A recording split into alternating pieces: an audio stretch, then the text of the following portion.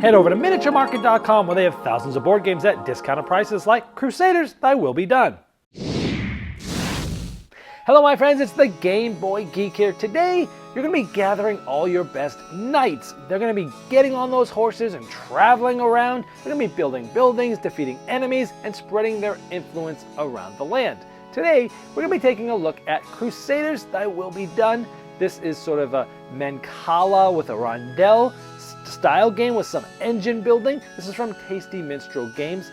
Let me show you how it's played. I'll see you on the other side.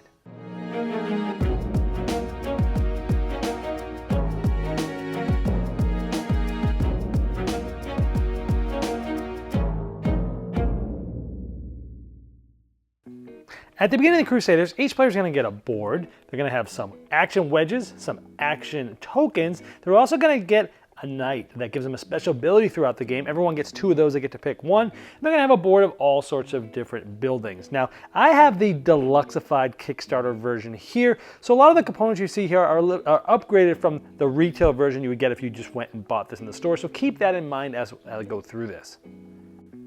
Now here's the board in the game. It's double-sided. This is for 3 or 4 players. At the beginning of the game, we have 4 players here starting in specific regions. Now over the course of the game, you're going to be moving your knight to different areas, taking out different enemies, building buildings, and a lot of pretty much everything in this game gives you points.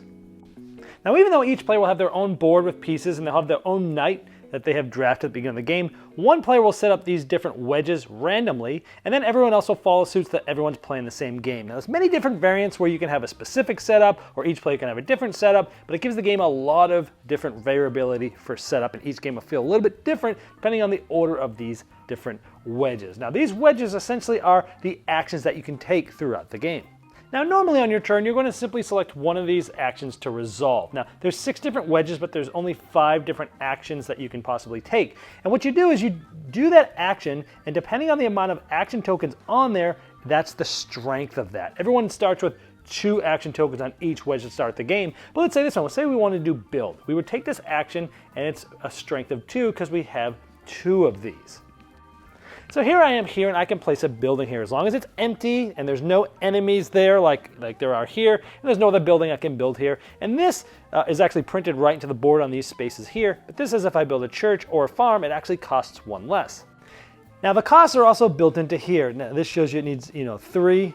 You basically use 3 action tokens to build any of these level 1 buildings. But again, the church or the farm is 1 less, so this only costs me 2. I have 2, that's great. So I could build this church, and what it's going to do is it actually tells me here +1 influence. As you take buildings off here, it's going to offer you sort of upgrades and sort of little engine building for other tracks throughout the game. So let's say, for example, now we did this and we put that there. It would be the next player's turn. But of course, when we take that action, we'll take these 2 and we'll move them clockwise one at a time. So now that these travel actions are more powerful. Travel allows you, if you did one of these, you'd be able to move up to 3 spots, or 3 spots for that one. But look at this. Let's say my next turn, I have this upgrade here that's influence equals +1. Now influence, if you take this, you simply just get influence, which essentially is straight points in this game. And in the deluxeified version, they're nice, metal, but in the regular retail version, they're sort of just normal tokens. And so like if I did this, I would take 1, 2 influence +1. I'd take 3 because I've sort of opened this up. And again, we would go like that. Now, whenever you build buildings, you'll actually get influence of the level of the building. So this would have gave me 1 influence, my second level 2, 3, 4. So that's how you gain influence every time you build a building. Of course, influence is just straight points. But let's say next turn I travel. I'll travel 3, but again, I will be able to put these up like that. So if I'm moving 3, I could go 1, 2, but to move out of a spot that has enemy, it costs 2 movement, so I can't really move anymore, so I'm stopped there. So on my next turn, let's say I want to do muster. I have 3 of these. Now to muster, what happens is it actually gives you more troops, essentially. And the cost shows here, 3, then 4, 5, 6, 7 as you go left to right. This one costs 3. I have 3. So I'll take these. I'll go 1, 2, 3, and I'll be able to flip this over. You'll get points equal to the level, just like you did when you got buildings, the influence, if you will. So here would have got me 1 influence. I'll flip this over. Now what does this do? This gains me 1 crusade, which we see is also right here. So on my next turn, I have 1, 2, 3, 4, 5 towards crusading. Now you'll see I'm here with this gray enemy. And the enemies, two of the types start with a strength of 3 here. So I need at least 3 of my sort of crusade strength in order to beat it. And we have 5 as we've shown. So we could spend these and do the crusade action, again pushing these all the way over like this.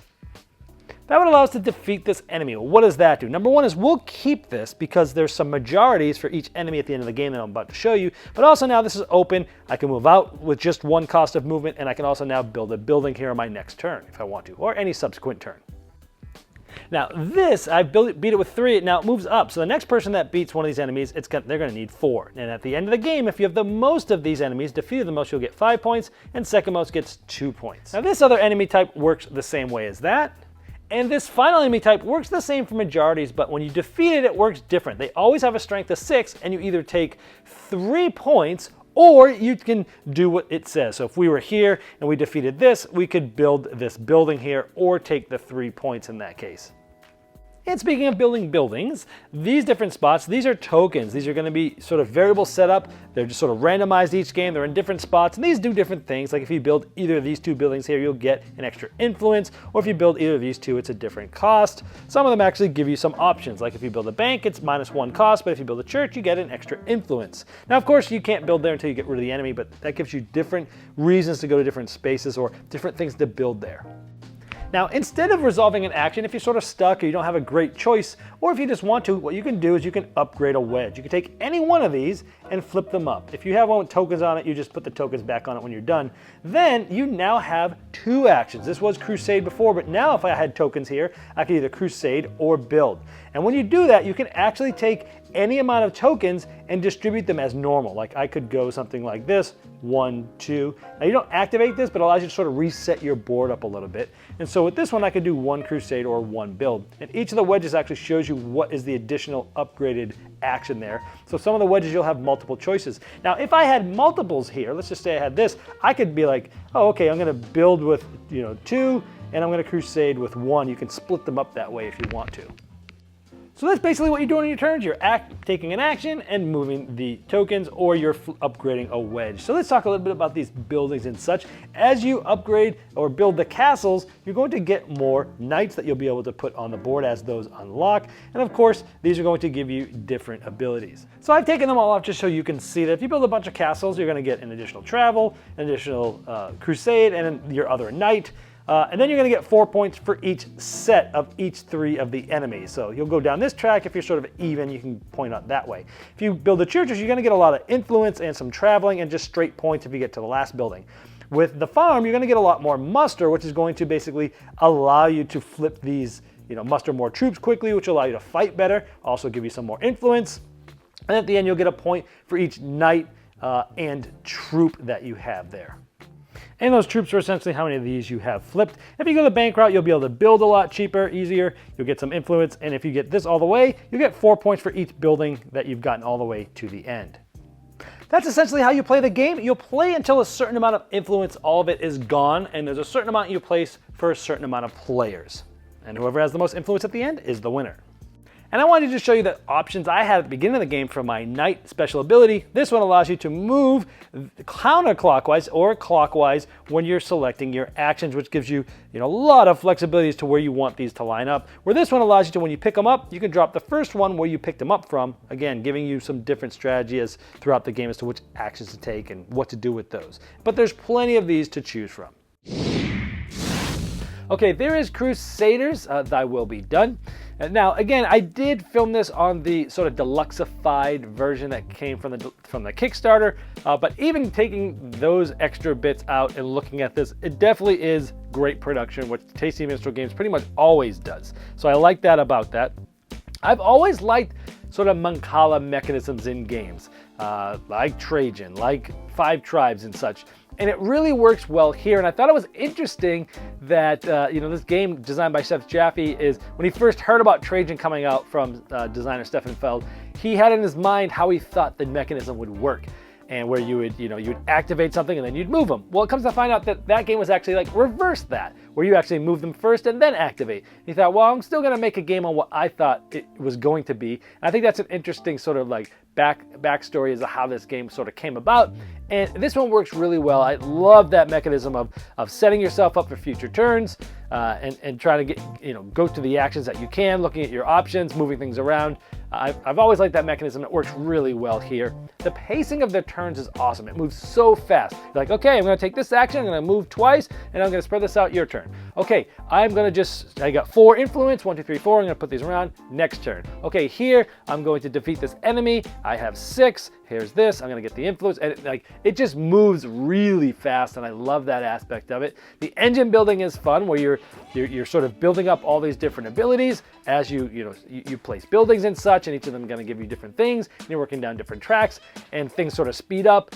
And it has a good aspect to that engine building that I like, and it gives the game a great arc where you start off a little slower, where you don't really have a lot going on, and then you start to build it up. You're building this engine, you're going, and you're starting doing things really fast, and then it ends pretty abruptly, but I like that. It sort of builds up to a good climax. I like the arc of the game. I like shooting for the majorities of the enemies. And you're trying to figure out which one should I go for. You're going to get the majorities of the points. I like that you're trying to get, you're moving the different buildings out there to unlock different things. I like that the enemies get sort of stronger as people defeat them, and so you can see where people are going. Oh, I'm here, I could defeat them now, but I really want to do this other action right now, but I should probably defeat them, because if not, they're going to get stronger, things like that. I like that aspect of the decision making. The special abilities that you get for the different knights at the beginning of the game, you get to choose one. That's always fun. It gives you a really powerful ability to help you exploit throughout the game. The game definitely has those exciting endings where you really are having sort of really, that engine is built and you're flying and you're doing great things. You're doing so much more than you could before, and it's just an exciting thing at the end of the game. And the ending felt right to me. It didn't drag on too long. It almost ended a little bit too soon, which I would much rather that than having ending too late, because it's like, oh man, yeah, it's gonna end soon. There's lots of tension, and the endings are pretty exciting about that. The scoring seems to be very tight, so the game appears to be very balanced.